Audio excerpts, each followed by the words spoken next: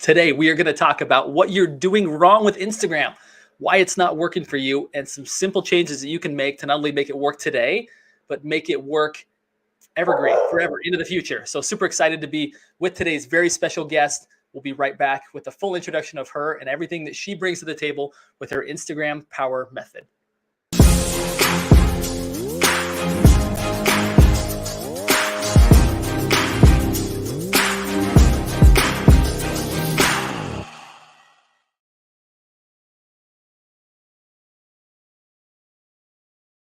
All right, welcome back to the Think Bigger Real Estate Show. I am your host, Justin Stoddard. Very excited to be with you today to learn all about Instagram. Let's be honest, you're in real estate. Instagram matters a lot. And all too often, I see people who are doing it incorrectly. There's times that I'm doing it incorrectly. And today we are here to learn together from an absolute pro. She teaches and coaches agents and other professionals how to have success with Instagram. We're going to learn all about her Instagram Power Method and how you can learn even more about it. Be on the show. Michelle, Berman, Michael, thank you so much for coming on the show today. Thanks so much for having me, Justin. I'm excited to be back. It feels fun to come back full circle. Yes, Michelle is a repeat guest on the show. She was that good. We had to have her back. For those, let me just get this out of the way. If you want to follow somebody who does it right, at Berman Media, go at Berman Media Social on Instagram. Go follow her right now and be sure that you get some insight based on how she does it. Michelle, let's get into this. In fact, let me just jump straight into this. What is one of the biggest mistakes that you see real estate agents make when it comes to their Instagram? Yeah, this is like the reoccurring question of 2022. I feel like everyone wants to get rid of what's the one big problem. And my biggest thing that I can say that I've seen over the last 3 to 6 months or so, that is really my ultimate goal for everyone listening in 2022 is stop posting nothing but your listings and stop posting nothing but how many loans you've closed in 2021, right? Like stop showcasing all of your look at me type content because that doesn't serve our people, right? So I really want everyone to focus on creating content for your person, serving your person, not serving yourself. And in serving your people, you actually gain and capture more. So posting your listings 24/7 is not going to do that. Trying to show, I'm number one or top 1% in my state, right? Like that doesn't mean anything to our people, right? Or to the people that we're trying to serve. So I think that's the biggest thing that people need to switch their mindset on this year. And I'm sure we'll talk about how people can do that. Man, I love what you're saying because for anybody here that's ever read the book Story Brand, right? I'm studying marketing at a deep level with some of the brightest people that I've ever had the good privilege of knowing. Michelle actually being one of those people. The reality is we should try and be the hero of the story. To identify our ideal avatar. And our job is not to be Luke Skywalker. Our job is not to be the hero. They are the hero. We are the guide. And you're exactly right. As you're saying that, Michelle, I'm making this connection now that all too often people want to present themselves as the hero. I'm the hero. I'm the hero. I'm the hero. Because they believe that that's how they best serve their people. And what you're saying is that is not the best way to serve your people. The best way to serve your people is for you to be the guide. So tell us, what would be a better thing that they could post that would have them be the guide, not the hero? Well, I think that it comes back to this concept of people don't buy from people that they can't see, right? So I did a post about this on Instagram the other day, and I actually put it in my stories as a poll. And I was like, hey guys, I want to know, do you agree with me? Do you believe that people won't buy from people that they can't see? And I was kind of shocked that some people actually said no. Some people believed that wasn't true, but the vast majority of people said that was accurate to them. And now what does this mean, right? So when you're trying to create, and I know, Justin, you'll love this, right? Is when you're trying to create a personal brand, something that you and I both do very well, who are we, right? Are we husbands? Are we wives? Are we parents? Are we somebody that takes our kids to soccer practice? Are we somebody that has dogs that come into our office and are annoying, right? Like, are we real people doing real things every single day while serving our clients at a high level?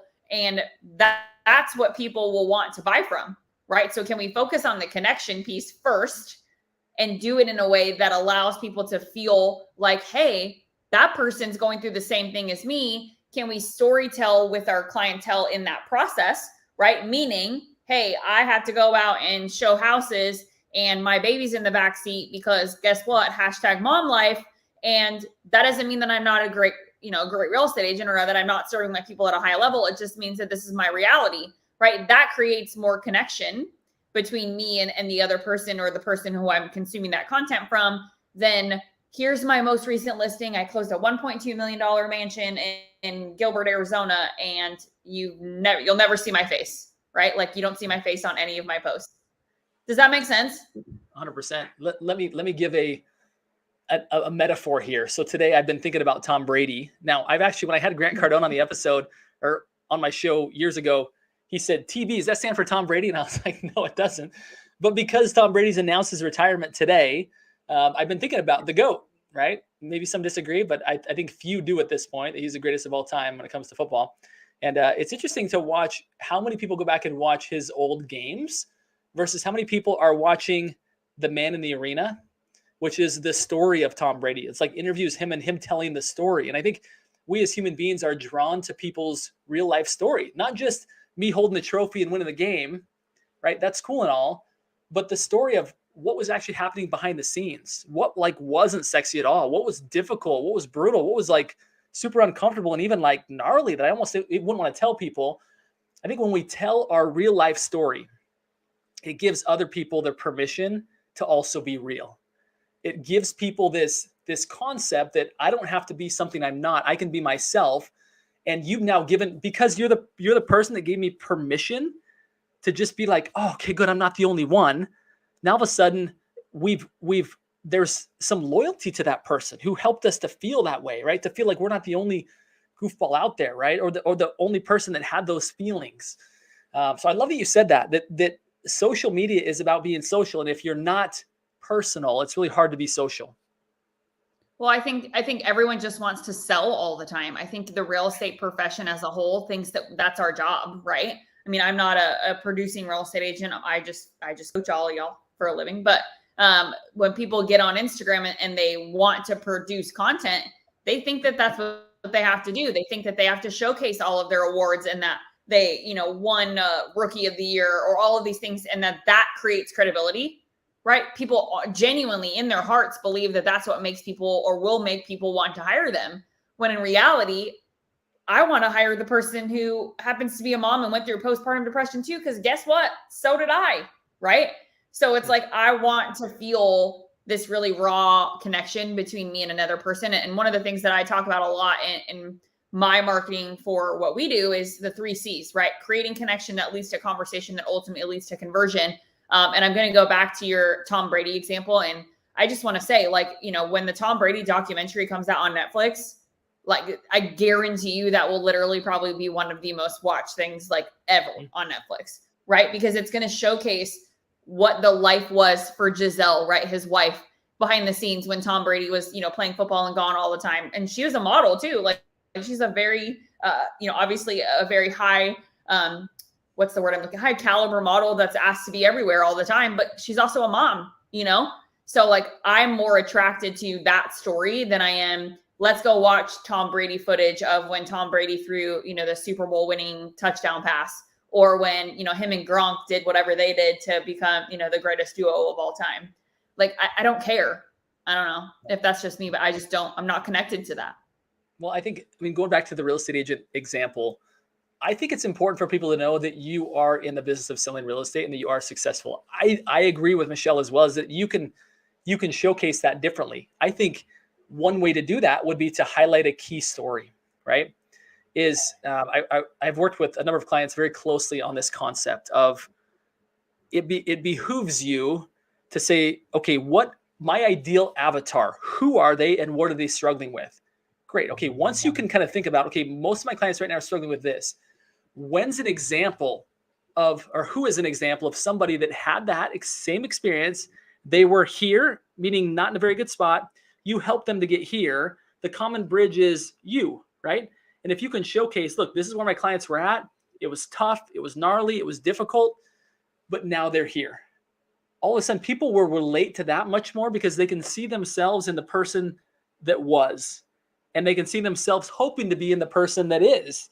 And they see you as the guide to get them to there. You are the bridge to get them there. And I think if you want to have an impact in your marketing, right? It's less about showing, again, Tom Brady with all his Super Bowl rings, but it's more about what was going behind, like, how did he do that? Not the what, but it's the how. That's what we relate to as humans, because we're not Tom Brady, and we're not you that sold all these, bajillions of homes. Like, we're consumer, and we want someone to help us in our situation. So show me somebody that you've helped that's in my situation. So anyway, I just love what you're saying. I think there's hopefully that's kind of driving it home for some people.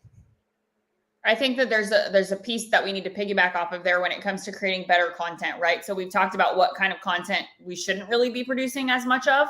And I don't want anyone to hear me say, like, you should be posting your listings or shouldn't be celebrating your wins. Absolutely. Like, please do. But the point is that that's not and shouldn't be our main piece or main pillar of content. So what do we do in exchange of that, right? What's the alternative to doing that all the time? And that's something that is probably one of my favorite things to help clients with and to help them discover for themselves. It's kind of like unlocking that secret door that they kind of have in themselves that they didn't even know maybe that they had.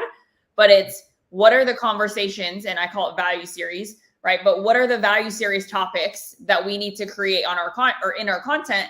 And the answers are on your phone calls that you guys have every day, right? For all of you guys listening to this, the answer of what kind of content should I be producing is literally in the conversations that you have on the phone every single day, right? So if a client calls you and they want to buy an investment property, but they're petrified of what it costs to do so, because say they have $100,000 in their savings account, but they're like, well, what happens if I need it? What happens if I need that money? Can I afford to buy an investment property? How does that work? Right? These are the real fears that go on in a living, breathing potential investment client's brain. And that's the content that you need to start producing. Don't start talking to me about how, investing in real estate is going to help me pay for my kid to go to college. Because, like, how does that happen?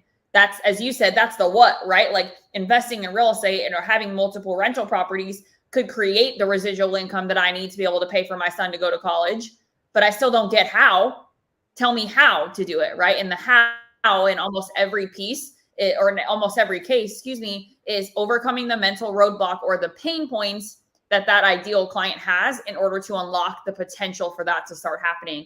And if you can be the one to create the opportunity for them to walk through that door and show them that it is okay to walk through that door, then they'll be clients of yours for life. So I think we're just doing it. I think people are just doing it backwards. Mm-hmm. Yeah. Let me go back to the 3 C's so that people can even write these down. It's that's conversations, connections, conversions. Connection, conversation, conversion. I like that even better. Okay. So what you've described here is the first, right? Is making a connection with people. And 100% I agree with you that if you're not on social media to connect, to converse, and to ultimately then convert people, then you're probably wasting your time, right? You're definitely not getting as much value out of it as you could when you're working with somebody like Michelle. In fact, I'd love to hear from everybody who's watching this live, to put the comments, yes or no, if you've gotten business from Instagram. Just put that in the comments. That'll be interesting for us to hear. We have one person who already spoke up and said, I get most all leads from Instagram. Very impressive. Would love to hear others, again, that are watching here live. Yes or no, have you gotten business directly from Instagram? Right now, it's probably all been influenced to some degree, but have you gotten actually somebody from Instagram? We'd love to hear yes or no. So again, if the goal then number one is to connect, you said something really powerful here. Well, how do I connect with people? You said go back to the questions that people have asked you, right? And ask those questions. Is that what I understood? Is that kind of the how there? Yeah, I mean, think about, I'm literally throwing myself under the bus, right? A year ago, I had this conversation with one of my best friends who happens to be a real estate agent who also happens to be a client. That happened kind of ironically, but I called her and I said, my husband's in the military or retired military. And so we have all of these benefits of being, my husband being a medically retired veteran. So how can we leverage that in buying an investment property? We knew that we were moving to a small military town because of what my husband does for a living now. And so I thought to myself, the best place to go to buy our first investment property would probably be in the military town because it's affordable, right? An investment property here where I live is $100,000. Like, it's not a lot, right? And I could turn that around and rent it out for $700-800 a month on a $500 mortgage.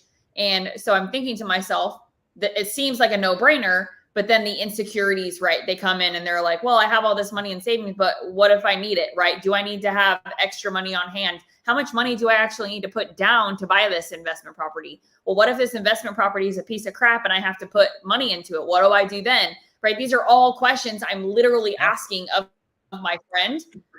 And this is somebody who, like, I've been around real estate for the last almost 8 years of my life, right? So I know so much about real estate, but I still have the same insecurities and the same fears as any other normal person. So if you're the person who's listening to me saying, hey, that's actually my ideal client is what Michelle just described, well, I just gave you 4 or 5 pieces of content to produce, because that's what people are asking themselves. They need to get over the mental roadblocks that are holding them back from making those decisions.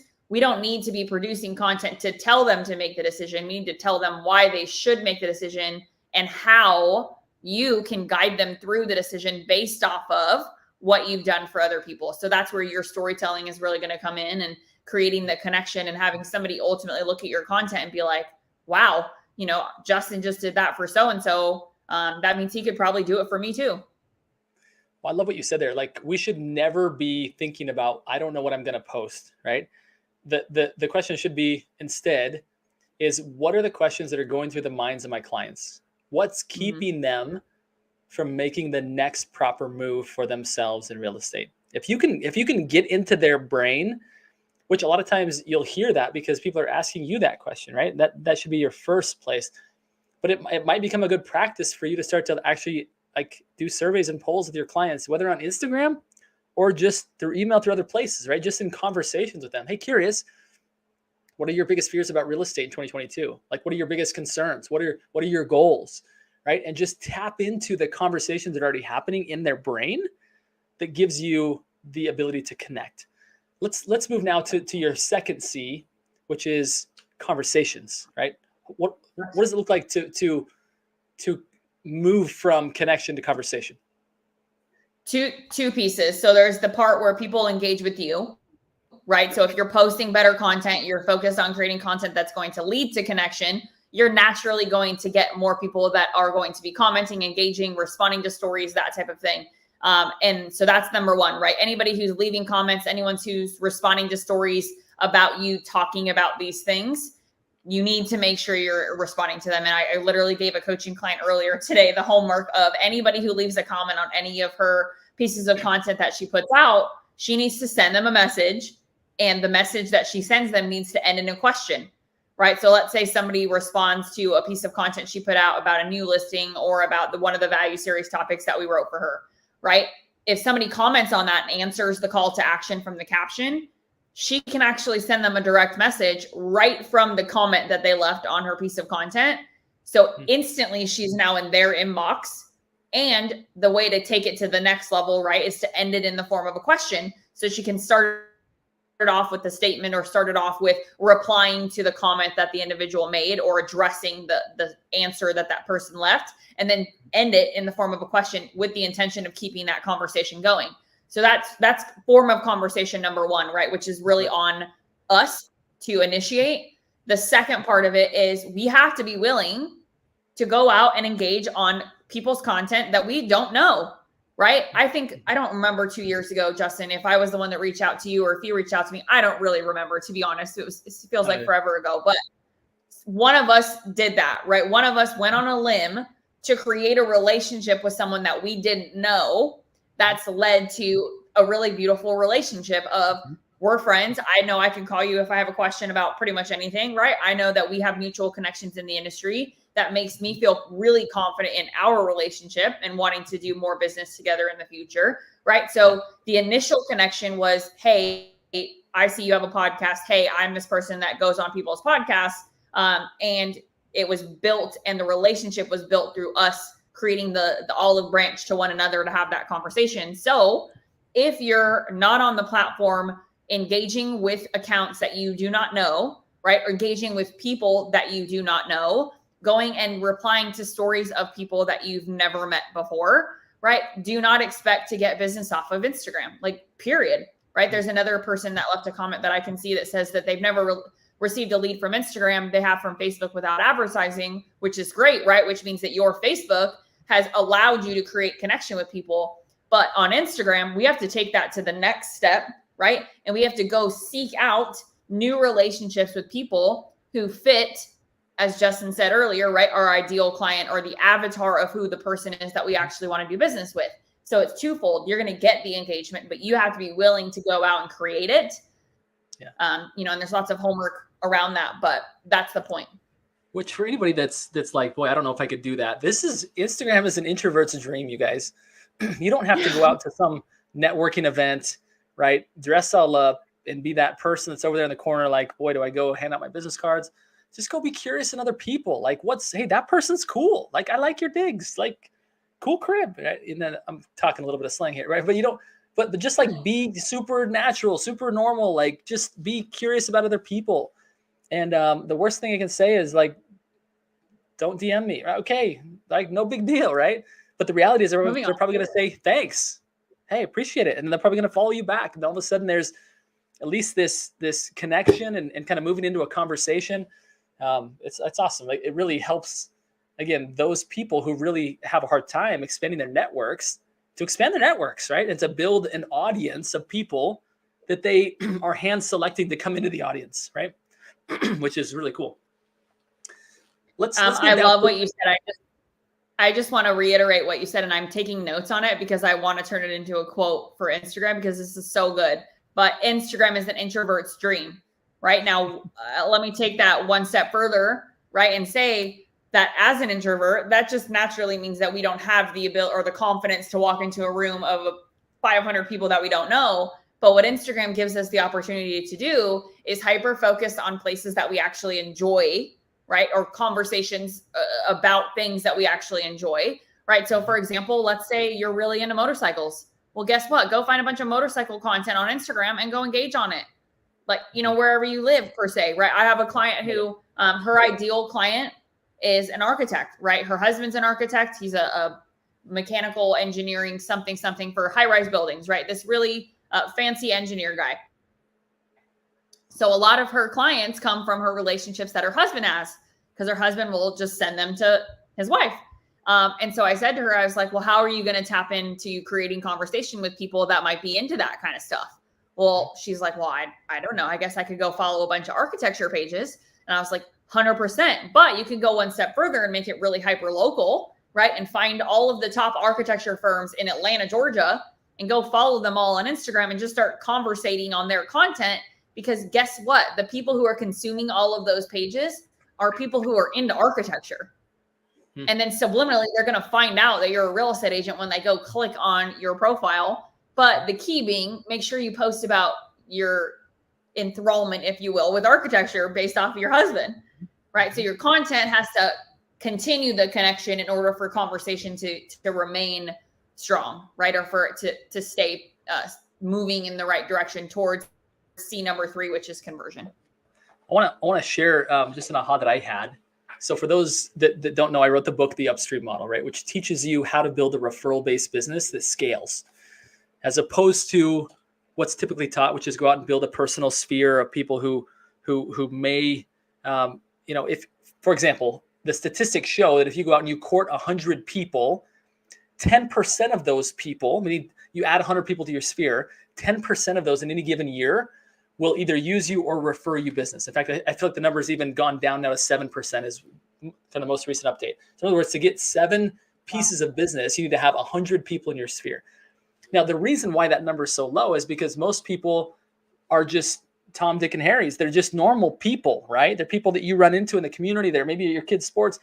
The fact that what Michelle just taught is an absolute gold nugget for anybody wanting to implement the power Instagram method, right? Which is go out and actually go find key influencers who are not going to who don't have a 10% chance of referring you every year, but people who can send you 10 referrals a year.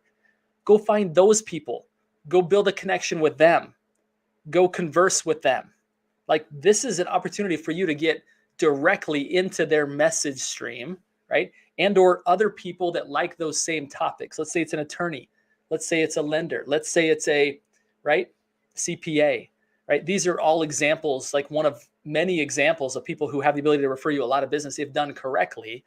And this is a great way to warm that audience up, right? To potentially just create a friendship with these people that then allows you to later approach them from a business standpoint. But at least you can, at minimum, learn about them so that when you show up, you have more relevance, but potentially even get some warm conversations going outside of Instagram, inside of Instagram, that allow you to really start to build those relationships that can be very, very fruitful for you. Let's talk about this third C, the conversion, right? Which I know sometimes seems a little intimidating. Like, now I've got to convert them. I've got to sell them. I've got to get them to buy something from me, right? Talk to us about what this looks like. So my strategy around conversion is probably very different. And I honestly, this is where you and I, Justin, are super aligned in more cases than one. But creating content and developing content for your platform should actually come from the people that you're conversating with. And in turn, the people that you're conversating with are going to see the content that you put out after having that conversation. And then you get to hopefully convert that. So let me give you a scenario. So let's say I'm going to pretend that I'm a real estate agent and that you're somebody I've been conversating with on Instagram, right? We've been going back and forth talking about our dogs. Oh my gosh, I have a blue heeler too. No way. What's your dog's name? Right. Oh, by the way, I saw you posted about this. My husband is also in the military. What branch is your husband in? Right now, we're just having this conversation about whatever it is. Right. Then let's say I have a value series I need to write for next month and I don't really have an idea yet.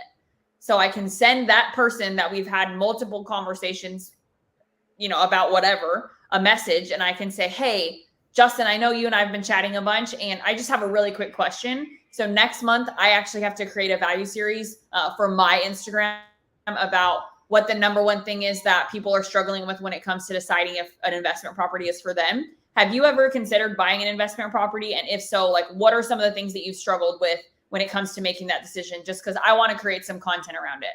So you're not asking for their business. You're actually asking for them to give you the pain points that are in their brain. And guess what? They may come back and be like, you know what? Honestly, I've never even thought about buying an investment property. And the good thing about that is if they say that, you can respond by saying why, right? You can respond by saying, oh, that's interesting. What has made you not interested in that? Or what has made you not think that would be a good decision for you?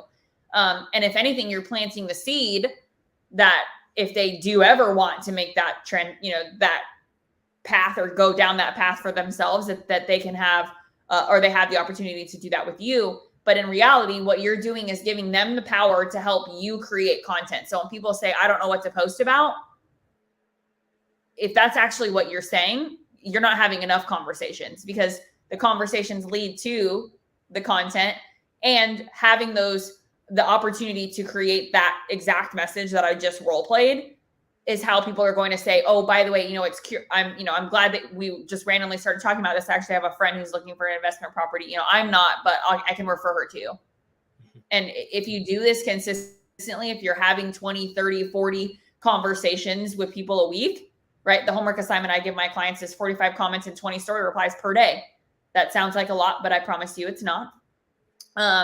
But if you're doing that every single day, I guarantee without fail that at the end of every week, if you do that Monday through Friday, you'll have more conversations in your DMs with people that will ultimately either use you or refer you than you ever could door knocking, using the postcards you put in people's mailboxes, trying to post in Facebook community groups till you're blue in the face, right? I just guarantee it. And I've seen it work time and time and time again.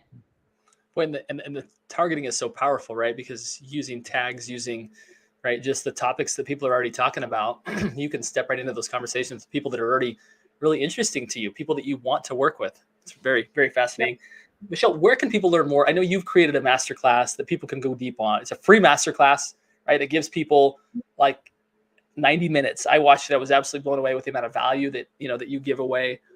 How do people access that? And I'll put that in the comments here for anybody that wants to go access that. Yeah. So powermethodmasterclass.com is the link. If you want me to send it to you, Justin, I can. The easiest way though is the link in my bio on Instagram will take you right to that masterclass to get registered. So Instagram handle is Berman Media PD, or sorry, Berman Media social website is bermanmediapd.com. But I highly encourage you guys to go through the masterclass. It's 90 minutes, and I'm just super proud of what we put out there for you guys. And it's, more information than you'll probably want in a good way. Meaning I just try to give as much as I can away for all of you guys. That's good stuff. I love it. All right, Michelle, I'm going to move to our final question. This has gone so fast. You bring so much value. I just love our conversations. Excited to do more with you in the future. Now, let's talk about this. You are a big thinker. I've just seen you blow up your practice, right, out there with some of the biggest names in real estate. What does Michelle Berman Michael do to continue to be a big thinker, to continue to expand your world, expand your possibilities? Yeah, I'm a visionary to the core. I mean, it's almost a problem sometimes. I just have idea after idea after idea. Luckily, I have a great team of girls that work for me who let me brain dump a lot. But the thing I do the most, number one, first and foremost, is I ask questions, right? I ask questions of the people who have been there and done that. I'm not afraid to put my money where my mouth is. And I know that for me, I haven't gotten where I've gotten by trying to do it free or for free or trying to do it cheaply. And I understand that to play, and to have a coach who has been there, done that costs money, right? I mean, my business coach, I would pay double what I pay for him every month because of the value that he brings to me. So that's the number one thing, is put your money where your mouth is, right? If you say you want to be better at things, not being penny pinching is not going to get you there. And then the second thing I would say is read your butt off, right? So I have never read more than I have in the last 5 years, even more so now than I ever did in college, which is bad considering I got a 4.0. That just tells you how much of my textbooks I read. But I've never read more than now. I'm currently reading Multipliers, which was recommended to me by a mutual friend of ours, Justin. And Multipliers has taught me a lot about being a boss and a leader and a friend. And more importantly, as a strategic business partner with people like yourself. So read and put your money where your mouth is. Well, I love it. I couldn't endorse those any higher. I've got a practice now of reading 10 pages a day, and I feel like it's not enough because it just goes so fast. There's so many books I want to read, but having that practice of reading every day. And I agree with you that so many people look at investing in coaches as an expense. And if you're looking at it that way, you've got the wrong coach, period. It is an investment. Yep. when it's done correctly. You can literally accelerate your learning curve by years, if not decades, by purchasing the knowledge of somebody else. I'm a huge fan of coaching. I've got multiple coaches as we speak, and I absolutely love that advice. I completely endorse it. I want to thank everybody for tuning in today. Michelle, especially want to thank you for coming on and giving so much value. Again, folks, if you're not yet following her on Instagram, if you've not yet gone and watched her free masterclass, do it. It's time. And it's time for you to start to get business from Instagram on a very regular basis. So again, thank you, Michelle, so much. Thanks to everybody listening today. And my final request of everybody listening here today, you know what it is. I'm going to ring a bell. It's go think bigger time. Let's go, everybody. Thanks so much, Michelle.